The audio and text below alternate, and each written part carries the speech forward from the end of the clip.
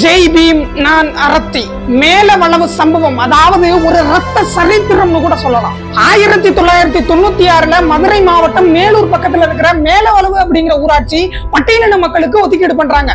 ஆனா அந்த நேரத்துல அந்த ஊராட்சி மன்ற தலைவர் பதவிக்கு பட்டியலின மக்கள் இருந்து யாரும் நிக்க கூடாது அப்படிங்கிற மாதிரி அங்க இருக்கக்கூடிய ஆதிக்க சாதியினர் இருந்து நிறைய எதிர்ப்புகள் வந்துகிட்டே இருக்கு.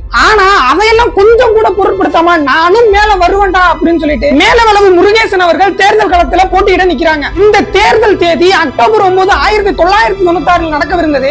டிசம்பர் 28, 1996 நடக்காம டிசம்பர் 31, 1996 அன்னைக்கு தான் நடந்துச்சு. எத்தனையோ இடர்பாடுகள் தொடர்ந்து வந்துகிட்டே இருந்தா கூட மேலவளவு ஊராட்சியில முருகேசன் அவர்கள் வெற்றி பெற்றாங்க. இந்த வெற்றிக்கு பிறகு எங்களுக்கு பாதுகாப்பு வேணும் அப்படின்னு சொல்லிட்டு அந்த மாவட்டத்தினுடைய மாவட்ட ஆட்சியர்கிட்ட கேட்டுக்கிட்டு இருந்திருக்காங்க. அதே மாதிரி ஒரு வருஷம் கழிச்சு 1997 ஜூன் 30 மாவட்ட ஆட்சியரோட அலுவலகத்துக்கு போயிட்டு வரும்போது ஊராட்சி மன்ற தலைவர் முருகேசன் உட்பட துணைத் தலைவர் மூக்கன், ராசா, சேவுகமூர்த்தி, செல்லத்துறை, பூபதி, ராஜேந்திரன் 7 பேரையும் அன்னைக்கு வெட்டி கொன்னாங்க அங்க இருக்கக்கூடிய ஆதிக்க சாதி கும்பல். இது விசிக நடத்திய போராட்டங்கள் மூலமா பல பேருக்கு தெரிய வந்தது. பாபா சாஹிப் சொல்லுவாங்க, இந்த மக்களுக்கு நீதி கிடைக்கணும் அப்படின்னு சொன்னா ஆட்சியையும் அதிகாரத்தையும் அடைய வேண்டும். அப்படி உசுர கூட துச்சமா எண்ணி அதிகாரத்தை அடையணும் அப்படின்னு போராளிகளுக்கு இந்நேரத்துல வீர வணக்கம் செலுத்துவோம். ஜெய் பீம். நன்றி.